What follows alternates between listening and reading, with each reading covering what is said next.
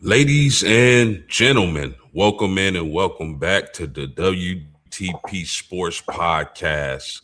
I got my main man, the legendary Ohio native, Mr. Robert Brown. How you doing this morning, my man? Man, I'm doing fantastic on this Saturday morning, ready to get into everything that Saturday has to offer for us today. We got our fantasy football draft today. We're going to dethrone my man post game, who was our national champion last year or our champion last year. Yeah, I'm excited about the fantasy football draft for sure, man. It's like and so it begins. You know what I mean? Like, another title defense for me, and I'm definitely looking forward to drafting with you guys later on today.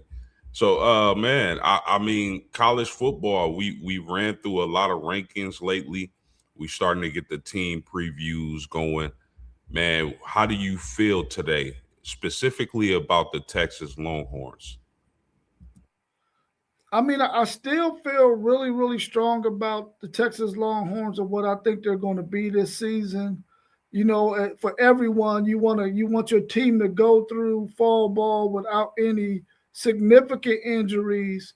Of course, Texas has some little minor injuries with some of their key players on the left side of the line. And then, of course, we hear that Ty Anthony Smith is no longer with the team. The junior linebacker that we expected to have or do big things this season. But overall, I think Texas is figuring out who their 2 and 3 deeps are going to be. They got a lot of talent on their roster, and right now it's an opportunity for some players who may not have been getting some reps to get an opportunity to show the coaches what they can do, what they understand about the scheme, with a possibility of them getting some playing time down the stretch. Because if you plan on winning the national title, that means you're going to play 15 to 16 games, and you want to have players who can give your starters some valuable minutes of rest.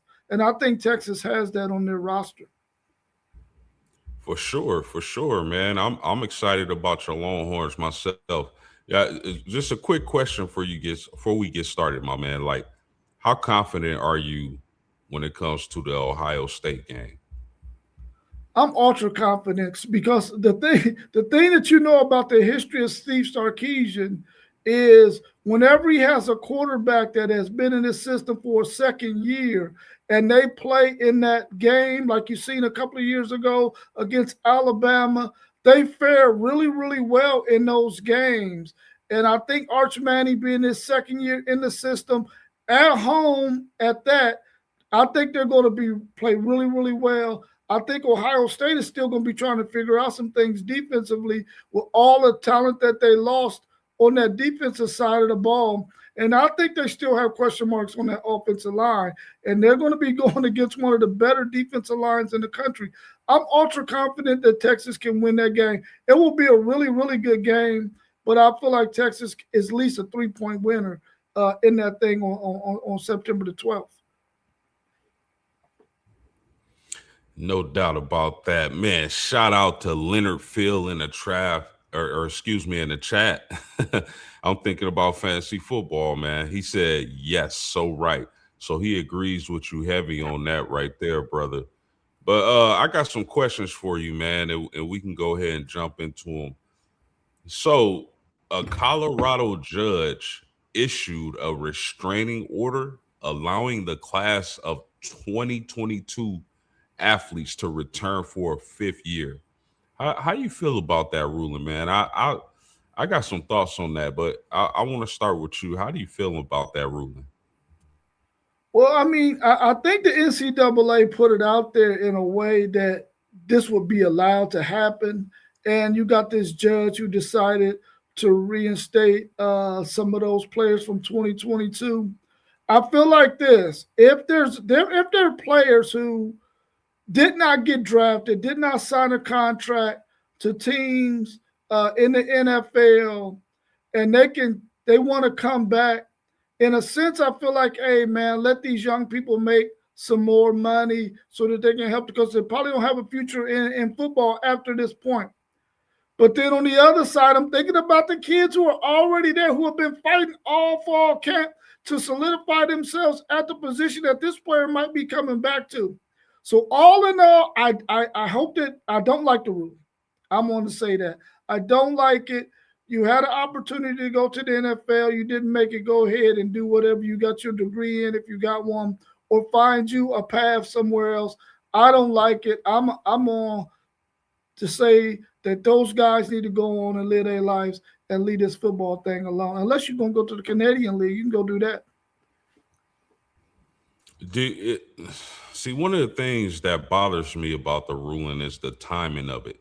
School starts Monday. Training, we've been through training camp, fall camp. People are battling for positions, like you mentioned. It's the timing of it. The timing of it just doesn't sit right to me. It just comes off as stupid. I'm trying to think back, and I'm like, man, when did this start? Because maybe if this started sometime around the national champion or after the national championship game, maybe I feel a little better about it. I don't know if I like this, man. I just don't. These guys have not been. Some of them are in NFL training camps and are trying to come back to college football. Some of them have been doing whatever the case may be. The timing of the decision is what bothers me the most.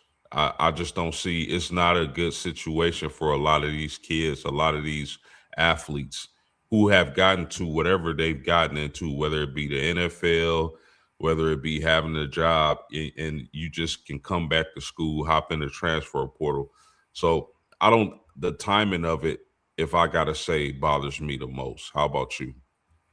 Yeah, I mean, I like the timing that you just mentioned. I'm going to give another time and let me know what you think about this, because I really do believe that the timing that they did this, it was horrible for sure.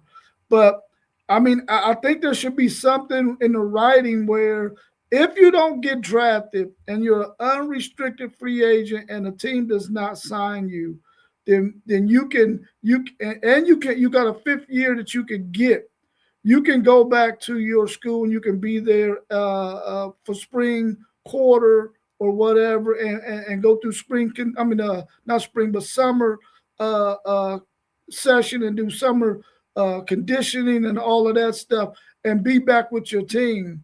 If it doesn't work out for you for the NFL, but the minute you touch an NFL field and you doing OTAs and all that, and you sign the contract, I think that should be it for you. But like I was saying earlier, if it's a situation where the draft happens, you don't get selected where you want to, you should have an option to go back to school and be there for the summertime. And then that'll, you can be with that team all through fall ball and all that stuff. I would like that timetable as well. I like yours even better, but I like that timetable as a solution too. Yeah, bro, that's kind of absurd to me. Like, you on a practice field for an NFL team, maybe trying to make a team, maybe trying to solidify your place on the depth chart. Maybe make the team, whatever the case may be, man. And you look at your phone and a judge reinstates you, and it's like, okay, y'all, I'm going back to college football. Yeah, it's crazy, man. That doesn't make any sense to me, man. And we would love to get y'all thoughts on this situation in the chat. If you're in the chat, let us know what you thought about this. But one particular player I want to talk about is Tommy Castellanos, former Florida State quarterback, former Boston College quarterback. He enters the transfer portal, and word on the street is, Rob, Texas Tech is the favorite to land him. Now, if he transfers to Tech, and um the situation at quarterback with Brandon Sorsby leaving, could you see Tommy Castellanos actually winning this quarterback one job at Texas Tech? Man, he could possibly win the job. That I will say that he's talented enough to possibly win the job. But if I'm Texas Tech, dude, you just went through the whole Brendan Sorsby thing at quarterback. Why would you invite another situation at quarterback in a room that already got two guys who are battling for that starting position? Then you're gonna bring in a third guy, and we all know Tommy Castellano was doing that probably because he still loves to play football, but ultimately it's about getting another check, man. Being able to go to a university that we know got some serious dollars and cents that are going to give you another bag of money, man. And I really feel like Texas Tech should not even be entertaining this, but it sounds like they are. I don't think he's going to win the position because I think the reality is the quarterbacks that they have already on that roster, already been in that system, are more suited to go ahead and start this season than Tommy Castellano is. He had some bright spots last year, but ultimately he wasn't what Florida State needed. They probably should have went in a different direction. It got a younger player some more playing time because they weren't playing well at all last year. For sure, man. Shout out to Andres Mogul. We appreciate you being here, homie. And shout out to another living legend. This one from the good city of South Bend, Indiana.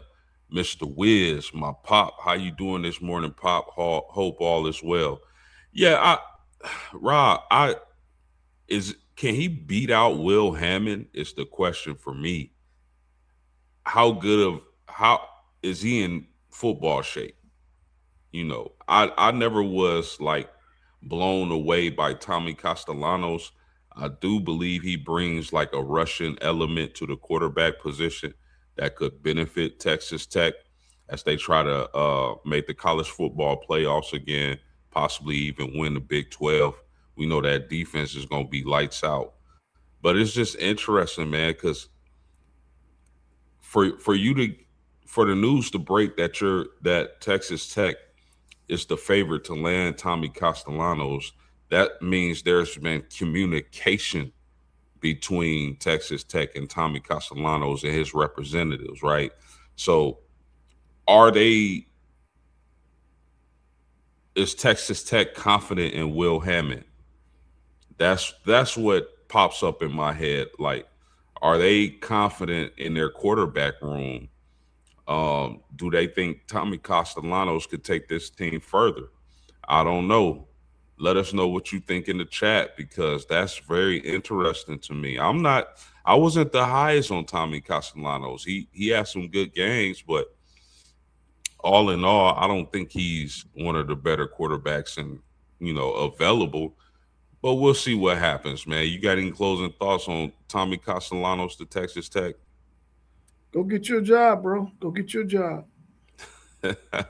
Or start a business. Either or. That is crazy, man. That's really interesting. That's something I got my eye on because that could shift the Texas Tech or the Texas Tech BYU Houston in that Big 12 league, depending on what happens at the quarterback position. Let's talk about an SEC guy, Diego Pavia. I think he was in college for 7 years. Was it 7 years? I know he was in the class of 2020, 6 or 7 years, whatever case may be. But does he have a good case to come back to college football? And would you want to see him come back to college football? I'm gonna say he does not have a good case, but when you look at this ruling, yeah, he has a good case. I do not want to see him get back in college football. I think that thing is done. Like you said, he's been there 7 years or at least six, and he got the COVID year. So that already gave him an extra year. He's already been in college long enough to where he's done all that he could possibly do for NFL scouts to be able to see what kind of talent he is. He's probably not an NFL caliber quarterback. He need to also go ahead and go on to the next chapter in his life. We really loved what he did at Vanderbilt. We got those memories, but it's time to move on from that. And I think Diego Pavia should go ahead and leave that alone. I know all these young people want to go ahead and try to get as much of that bag as they can. if it's possible, yes, he should petition to get another year because you got an opportunity to go chase some money. But all in all, I think the ruling should be no on Diego Pavia. Now, see, Rob, I agree. I think the ruling should be no, absolutely not. But do you think they will say no? Because these lawsuits is crazy in college football, man. Like these guys are having lawsuits and then they're ruling in their favor. So I mean I don't put it past the judicial system to let a guy like Diego Pavia have another swing at college football. Do you think the judicial system is going to side with Diego Pavia on this? I think there's enough evidence for them to say, no, Diego, you've exhausted your eligibility. Because if you look at the history of Diego Pavia going up against the NCAA, there's enough evidence there to say, man, you done wore out your eligibility. And I think they'll rule in favor of the NCAA to say, no, Diego, you ran out of eligibility. You can no longer play college football. See here, I agree with you. I agree with that 100%. I don't even think he should be thinking about coming back to play. I know he was cut by the Baltimore Ravens. Hopefully, he gets another opportunity to make a roster or a practice squad, whatever the case may be. But one of the things I've heard they're trying to do in his case is I played years at junior college. So that shouldn't count towards my eligibility. Do you think that's like something where he can, a little crack in the armor where he can get back in, or do you think they're going to throw it out ultimately? I think ultimately they're gonna throw it out. Like I said earlier, just too much.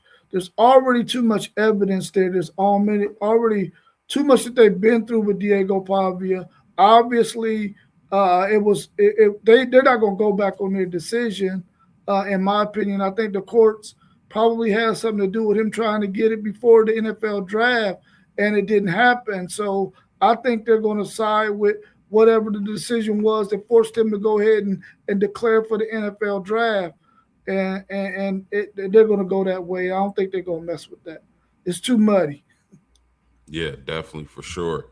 Shout out to the living legend, the West Side living legend from South Bend. He says it's getting crazy. Like the legend says, go get a job.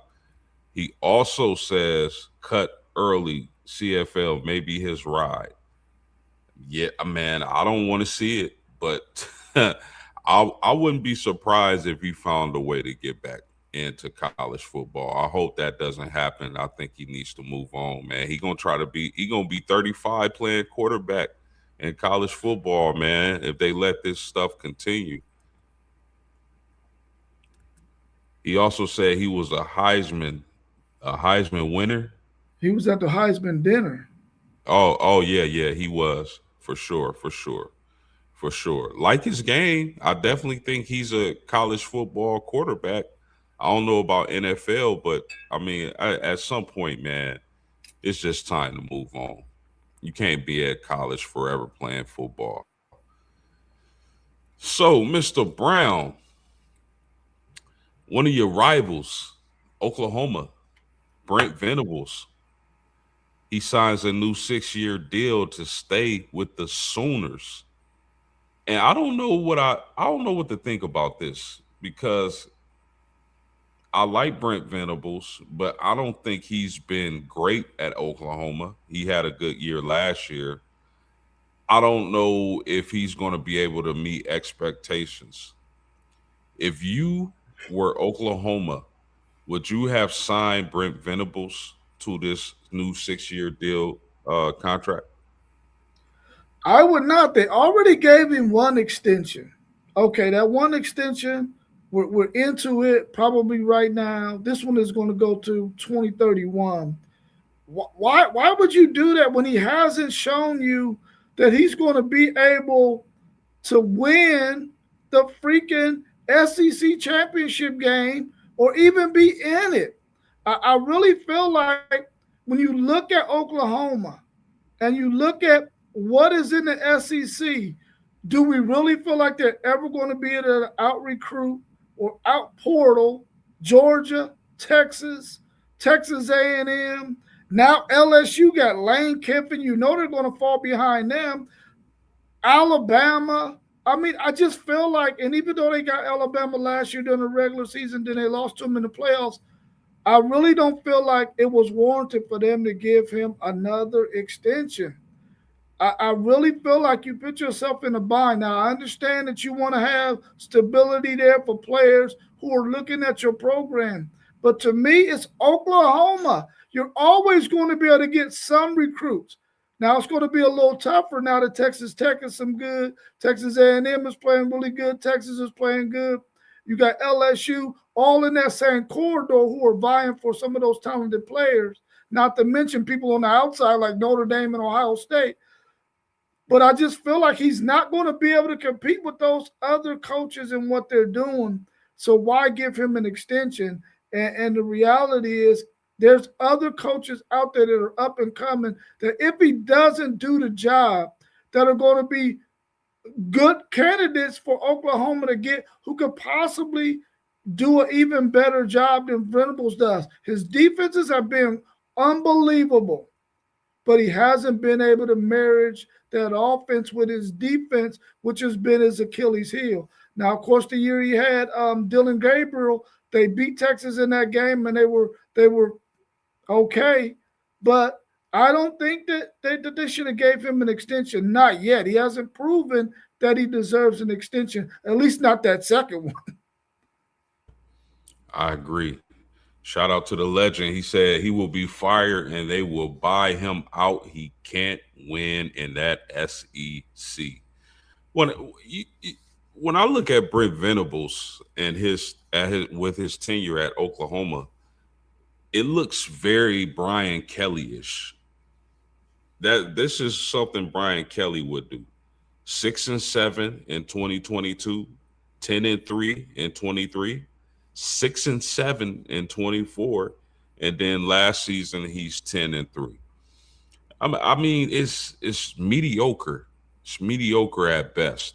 And I like Brent Venables. I think he's a good coach. I don't know if I can call him a great coach. His defenses normally are awesome, but I just think teams are jumping the gun because, and we'll get to this, so I don't want to talk about it, but I just don't understand. Like, is he? I agree with you 100%, Rob. Is he going to out recruit these other SEC teams?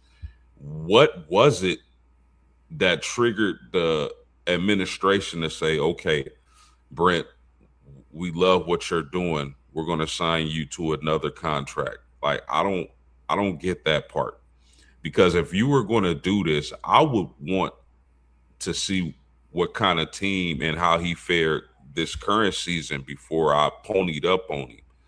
But that's just my thoughts on it. I mean, I can't blame the man for the job security, right? Right. Yeah. Yeah. Yeah.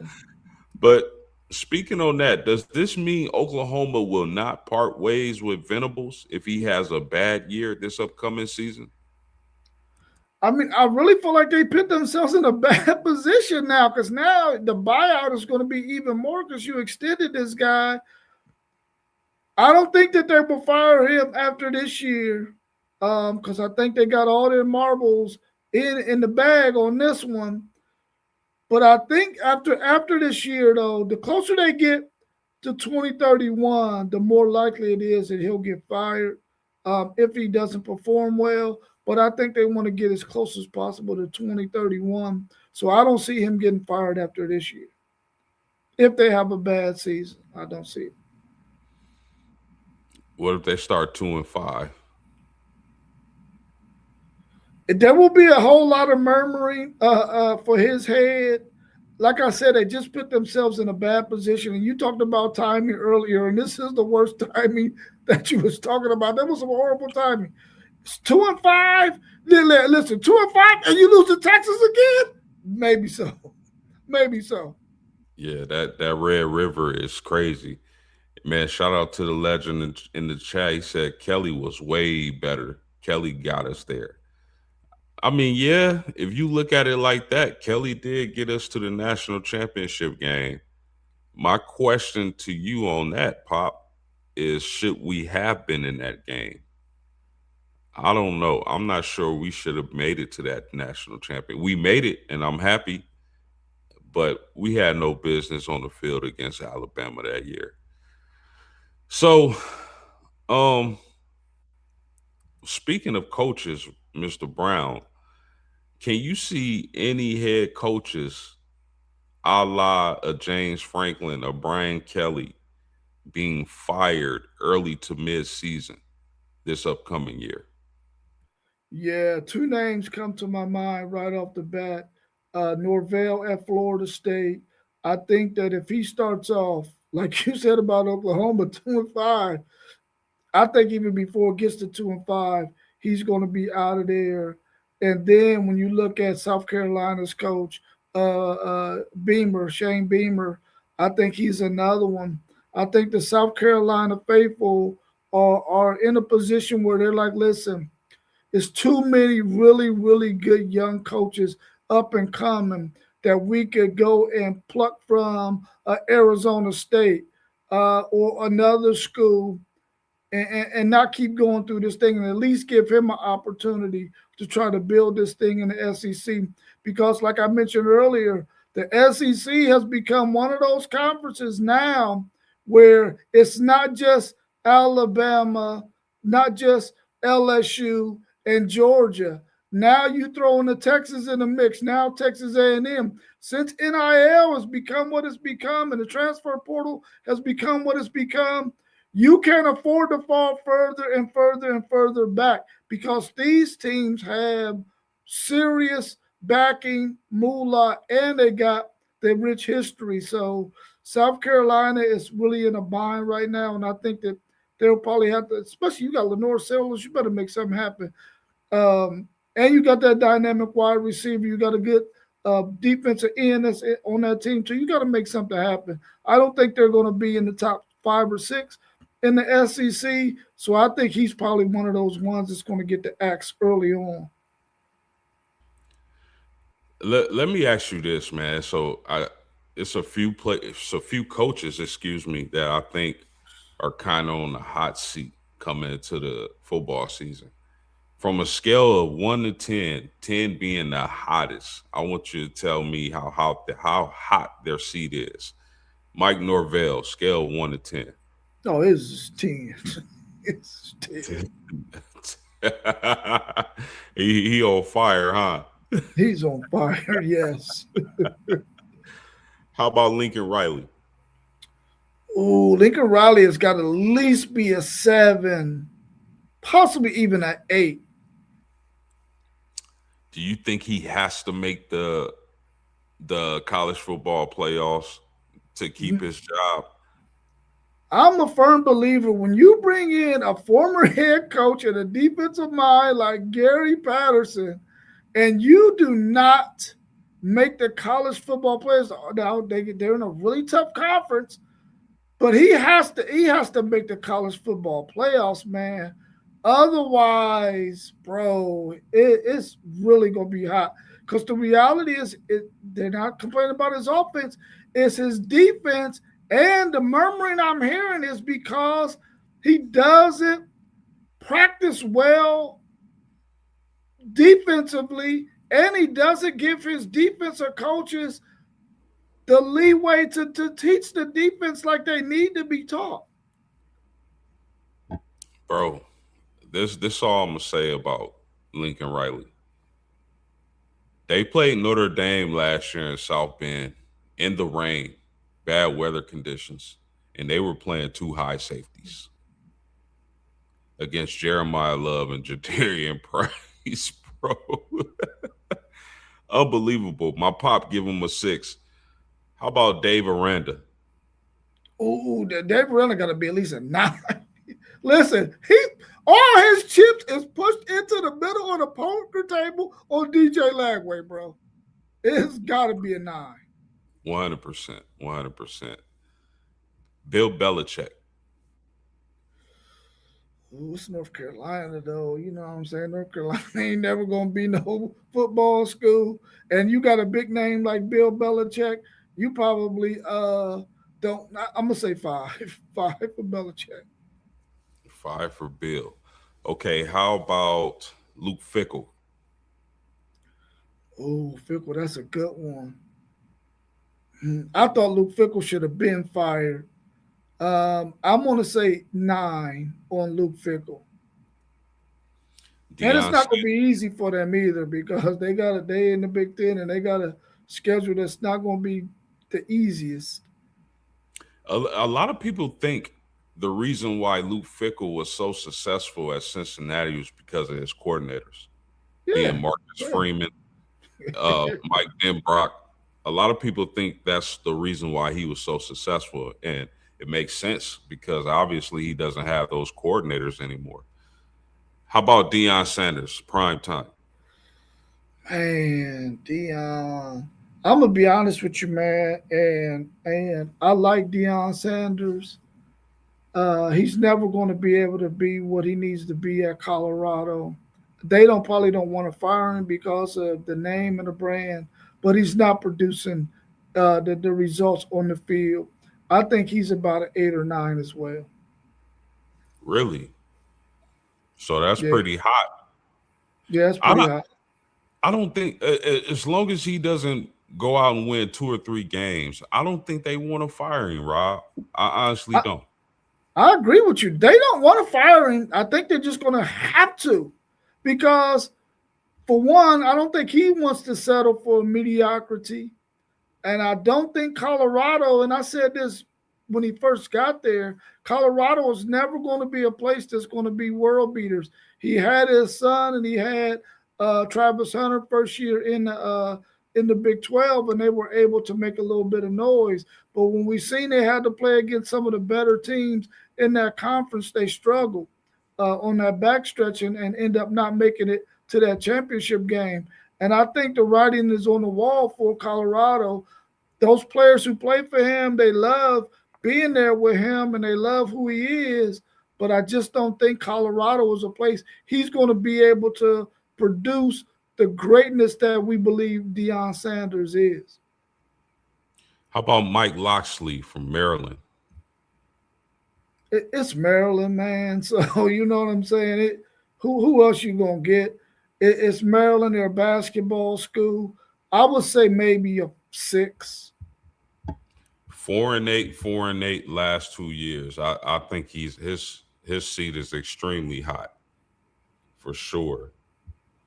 Um, so let's move on, man, and I'm anxious to get your thoughts on this because I'm excited. College football is right around the corner, man. We like a week or two away. Any first game, like not it doesn't have to be nurse. It doesn't necessarily have to be week 0, but any first game of the season matchups that you are really looking forward to watching. I'm really looking forward to that Louisville Ole Miss game. I want to because both of those teams, one of which Texas plays, so I want to see what they're looking like uh, because they face Texas later on in the season.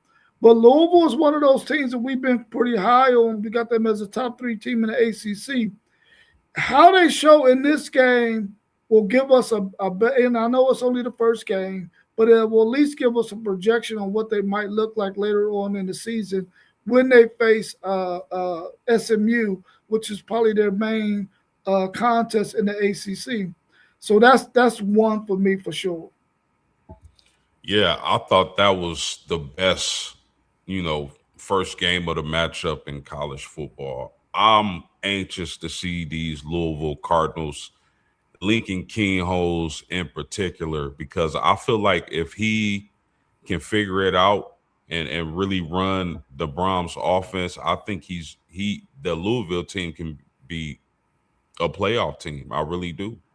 You look at the weapons they've accumulating, the coaching staff that they have, those edge rushers coming off the edge. They even got a really good cornerback.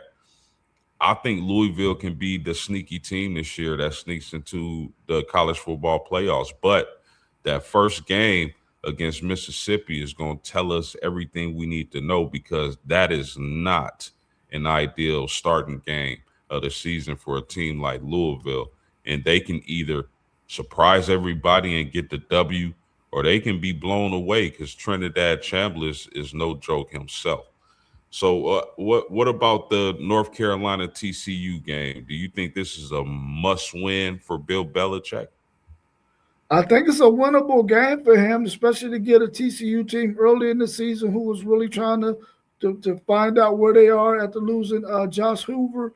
I think it is. I think it's a game that can really set the tone for North Carolina season if they can beat a Power Four team from the conference across the way from them in the Big 12. We all feel like those are the bottom two conferences when we look at the Power Four. That's a win that Bill Belichick has to have his guys go out there, play hard, have a good showing with a possibility of winning it. How about Colorado, Georgia Tech? This is an opportunity for Deion Sanders, who we spoke about a little bit earlier, to let the world know: are you turning the page on Travis Hunter and Shador Sanders and yielding a team that's going to be able to compete in your conference?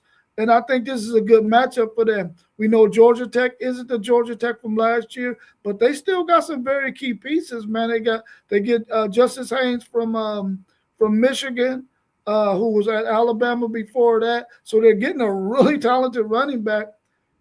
Can Colorado stop the run and be able to pull out a win there? I think that's a really good matchup as well. Yeah, I'm interested to see that Colorado defense game one of the year. What kind of run defense are they going to have? Can they stifle that running attack that Georgia Tech deploys? The trenches for Colorado is going to be key for me.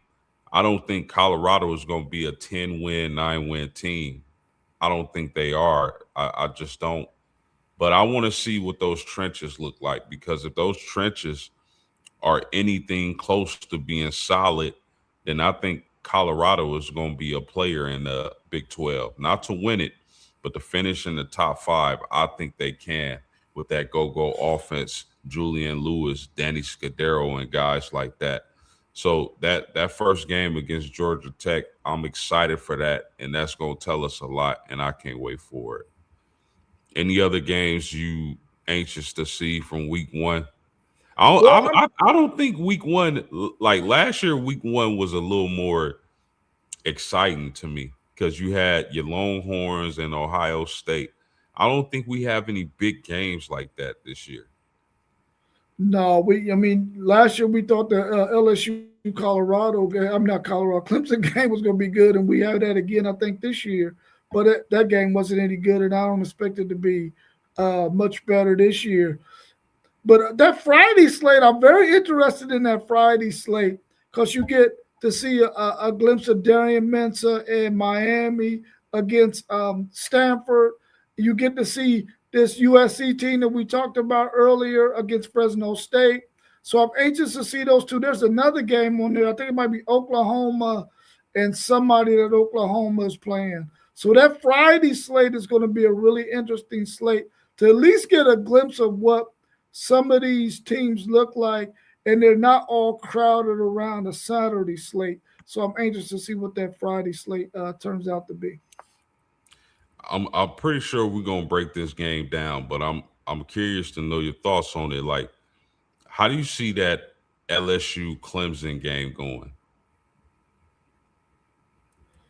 Man, it's I really feel like Lincoln Riley, not Lincoln Riley, but Lane Kiffin is one of those coaches that, and also Dabo Sweeney, one of those coaches that they are going to go into this game to look to try to embarrass their opponent. So I think that LSU is probably the better team, especially if that quarterback is healthy. His name slips my mind right now. But if he's healthy and he can go, I think that LSU is the better team. A team I'm going to be watching as well because they're on Texas schedule uh, during the back half of the season. But Sam Levitt. Sam Levitt, yeah. I don't know why I always want to call him Will Levis. Um, but Sam Levitt, if he's healthy, I really want to see what they can do. I think it's going to be a pretty boring game now, overall. Really?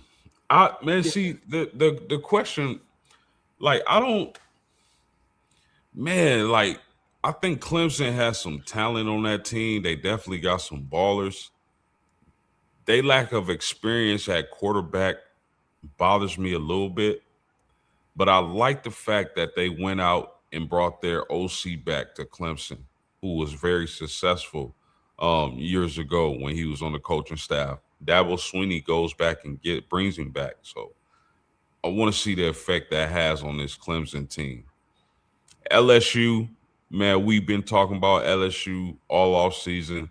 We know the kind of talent they were able to accumulate and keep on that team. Lane Kiffin, Charlie Weiss comes over from Mississippi. I want to say this is the most interesting matchup, first game of the season.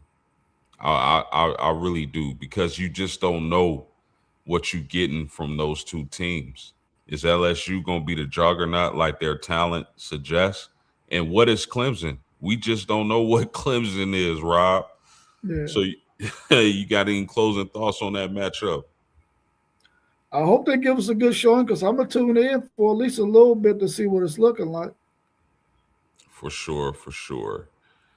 So I I know we had a show on this. I believe Mossberg had a show on this, but I wanted to ask you because as time changes, maybe our opinion changes on certain things.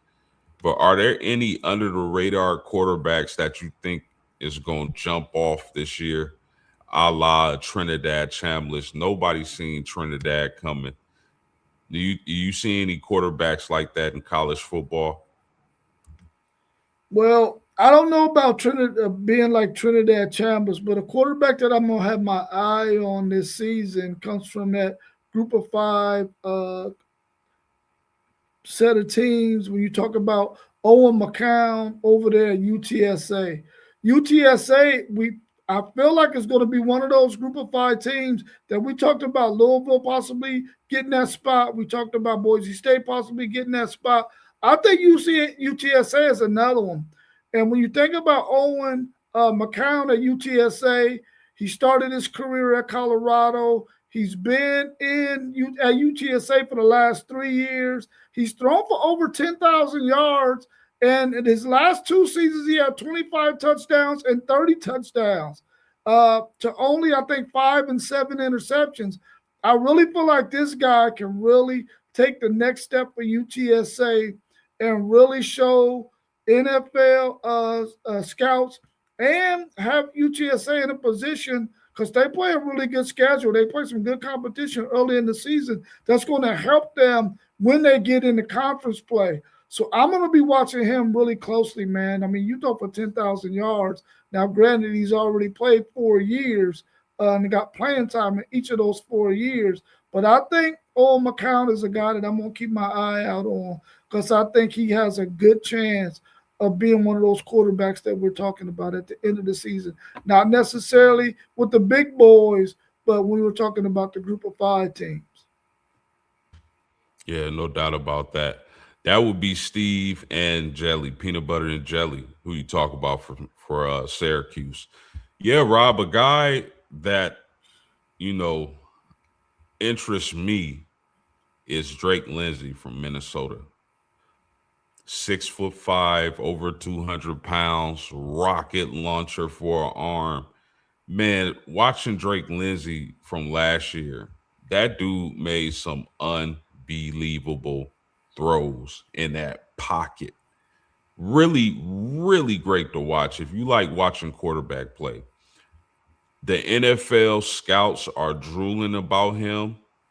They're expecting him to take a step forward, and he definitely has to take a step forward this upcoming season because all of his big statistical gains were against bad teams. When he stepped up to play against Iowa, against Ohio State, he looked terrible. And that could be the result of them having a less talented team in the Big Ten. But we'll see what happens this year because I really like Drake Lindsey. His size, his arm strength. He has to work on his pocket awareness and his touch. But man, if you go back and watch Drake Lindsey, the quarterback, starting quarterback from Minnesota, he dropped some absolute dimes, Rob. Dropped them in a bucket down the field for touchdowns. And I think that's a guy, if he's been working, and getting better, he could really take off and not only be one of the better quarterbacks in college football, but improve his draft stock drastically. So Drake Lindsey, Minnesota Golden Gopher, that's a quarterback. I don't think none of the casual fans are really looking at, but diehards like us, we know about Drake Lindsey. Of course, the NFL and their scouts know about Drake Lindsey. So that's a guy I got my eye on. You got anything else, my man? Nope, I don't got anything else on that topic at least. You got anything else you want to hit on?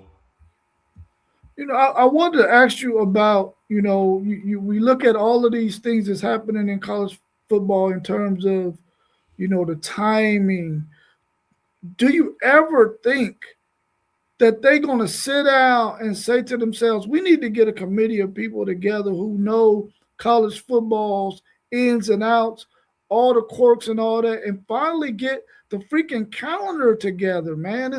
The calendar is ridiculous, and everybody knows it. Coaches are talking about it, but why haven't they been able to sit down and get it fixed? Do you think they just want to keep things the way it's always been because of tradition, or is it all about money? Yeah, I want to think that it's all about the money. Vast majority of the time, you want to know something or know why something is the way it is. You just got to look and follow the money. That's all. The calendar has been a mess, bro. And I know I've heard you talking about the calendar for years, and that's definitely something that frustrates me as a college football fan. Like it seems like such an easy fix. Why is this so difficult? Fix the calendar. Yeah, But I mean, I just don't have much faith in the powers that be in college football. Like this debate gonna go on for another 3 to 5 years before something is done. I don't know. That's just how I think about it.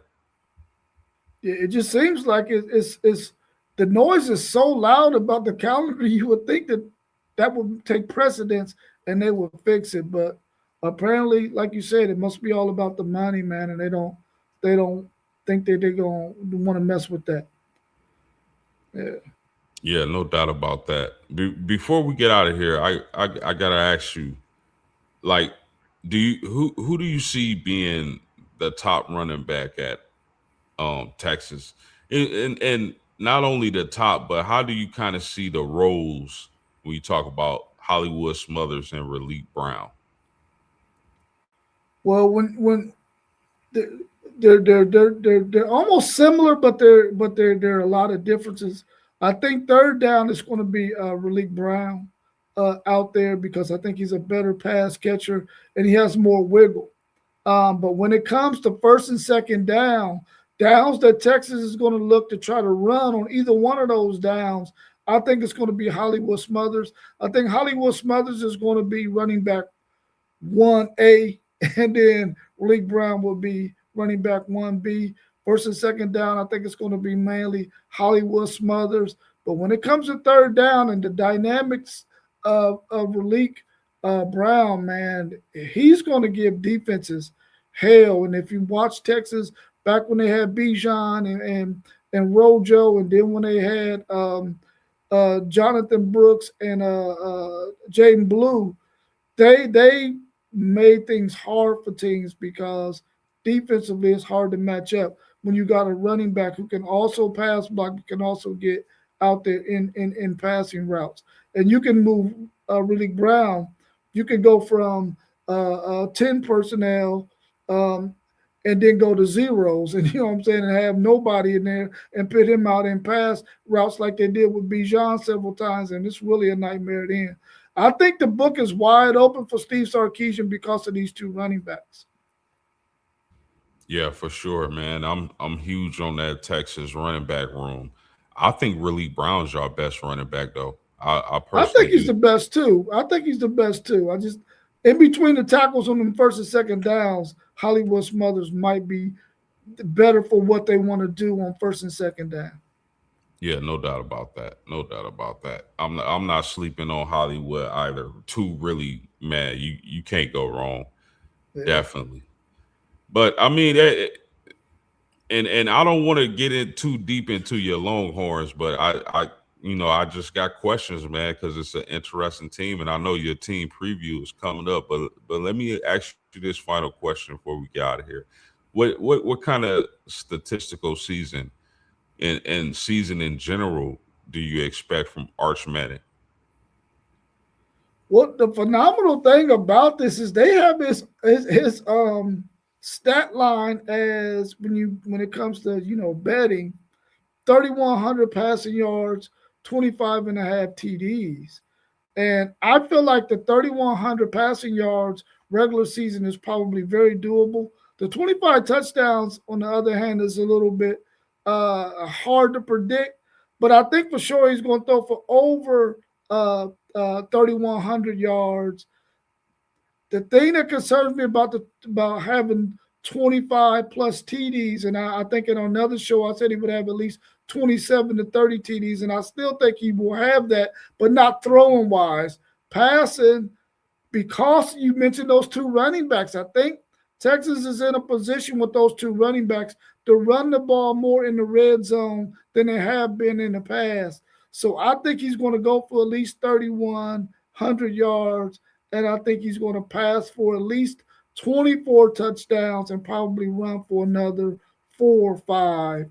Um, the thing that I think he's going to really improve on is early on in the season, he won't have those interceptions, even though he did throw two in their scrimmage last week.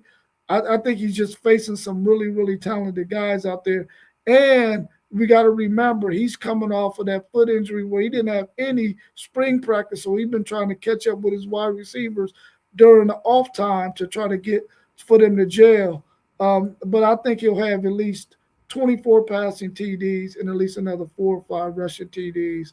He'll probably pass for about 68% completion percentage, and he'll probably have somewhere around 300 yards rushing. I think those are that's a little conservative, Mister Brown. It Those are a be, little. only because of those running backs, bro. Only because of those running backs. So you don't believe Arch Manning will be a Heisman candidate? He's going to be a Heisman candidate because of the fact that Texas will probably be winning a lot of games and the fact that he's Arch Manning. You know, we seen a Heisman Trophy winner last year had stats that were probably the worst quarterback stats we've ever seen in the history of the Heisman, and he won it. I just think that there's so many talented weapons around him, and because of that running back room, man, they're not going to put as much on Arch Manning as we seen put on him last year. And he'll just be able to go out there and become a really efficient quarterback, which is probably better for him anyway than it's have to listen every week them talking about him being the front runner for the Heisman. Yeah, I see. I think the only thing I think is going to be higher than you're predicting is his passing touchdowns, and the reason why is because when you got a big body receiver like Coleman, and we talked about the running backs who defenses have to account for on every down, passing or running. I think that's going to open up a lot of opportunities to for those wide receivers, especially in the red zone. Yeah, that dude has unless he's going up against guys like Leonard Moore, Coleman is a matchup nightmare for just about everybody. And I know we talked about this probably months back, but if there's any receiver in the country who can challenge Jeremiah Smith outside of Tony from Miami for WR1 on the season, it's Cam Coleman. That dude's a freak of nature, and I'm excited to see him. You got Yeah, anything on that? No? I really like Cam Coleman too, and this is the thing, man, and I'm probably am thinking a little bit too conservative because when you think about Steve Sarkisian and what he really wants to do, he really wants to do what you've seen him do with Devontae Smith and them back when they won that national championship game, man. When they had the quarterback that sat on the bench for a long time and he finally got his chance to play. His name escapes me right now. But he wants that thing to be wide open. He wants it to be an offense that's 50-50 run and pass, but he really likes the deep ball, man. So if the running game is clicking, you might be right about that touchdown thing. I just hope that when they get to the red zone, they're able to run the football as opposed to having to look to pass it because the offensive line isn't opening up holes for and running lanes for the running backs. But I probably am being a little bit too conservative. I really like Cam Coleman. Ryan Wingo has been catching the ball really well. Emmett Mosley, I like that threesome. But then there's some guys behind them that we're going to be really impressed with. And normally Steve Sarkisian doesn't open up the wide receiver room in that circle of trust to a lot of guys, but I think there's at least six guys that we're going to get to see really play a lot of football if they stay healthy. Especially when you start about Sterling Bocarter is going to get some run. Jermaine Bishop is going to get some run. Dylan McCutcheon is going to get some run. And if Lockett can get healthy and stay healthy, him and McCutcheon, I think that those two can get an opportunity to get some touches as well. Yeah, man. Texas is, man, one of the more interesting teams in college football. I can't wait to see, what Steve Sarkisian has in store for the people and the fans in Austin. Shout out to Time, man. How you doing, brother? We appreciate you being on with us this morning. He said if things go right for Arch Manning, he should have one of the best seasons. I agree with that 100%. And you know what, Time, man? We about to get out of here, but if you ever want to cook, let me know, man, or let us know, man. We shoot you the link, man. We'd love to have you up here with us cooking, because we know you have a lot of college football knowledge, a lot of football knowledge, period. So if you ever want to cook with the homies, man, let us know. And I don't have anything else, Mr. Brown. You got anything else before we get out of here? I don't have anything else. He said, "You sound real concerned. Are you a fan of the Texas Longhorns?" Because most people that sound conservative are fans. I mean, I'm yeah, I'm a huge Texas Longhorns fan for 50 years. You know what I mean? Since I was 7 years old, seeing Earl Campbell play back in the days. For me, I don't want to sound like some of my Ohio State buddies, man. It feel like my team is invincible, and I don't know if you're a Ohio State fan or not, but some of my Ohio State fans, man, they feel like their stuff don't stink, you know, and I Yeah. don't want to sound like that. You gonna know exactly what we're talking about because you're doing a team preview with the Ohio State guys tomorrow morning. So, but Ty, you read my mind because that's what I was thinking. Like, Mr. Brown don't want to take it there because he wants his team to do well, and they got the pieces to do well. So, I understand what angle he looking at it from, but I think that Arch Manning and those guys are going to cook. And he also said, "There we go. There we go. Say what you feel. They have an opportunity to win the national championship, sir." I seen her show play too. My favorite running back played at Georgia, Terrell Owens. Yeah, I mean, I'm a Notre Dame guy, but here's the thing for me, and this is where I kind of feel Rob at. If I feel like Notre Dame has the best team, I'm gonna say Notre Dame has the best team. If I feel like Notre Dame is middle of the pack, I'm gonna say Notre Dame is middle of the pack. If I feel like Notre Dame sucks, I'm gonna say Notre Dame sucks. So that's a lot of people think, just because you feel like your team, they'll call homerism because you feel like your team got a really good shot at winning the national championship. That's not how I do it though. Like I really feel like Notre Dame has the best team in the country. I think right, and I don't want to speak for him. He doesn't I don't know if you believe in jinxes, but sometimes I feel like you don't want to jinx your team. You know what I mean? So but I'll let you.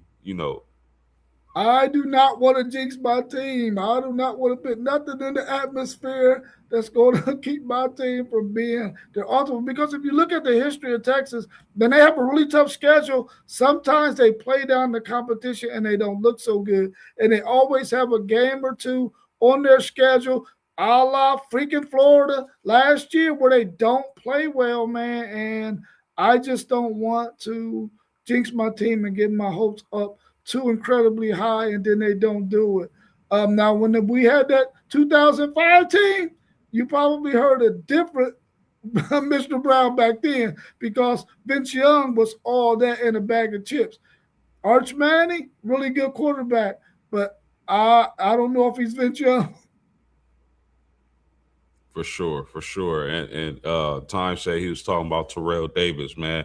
Well, Yeah. I appreciate y'all this morning. I appreciate the chat. Shout out to the chat. One last thing. He said my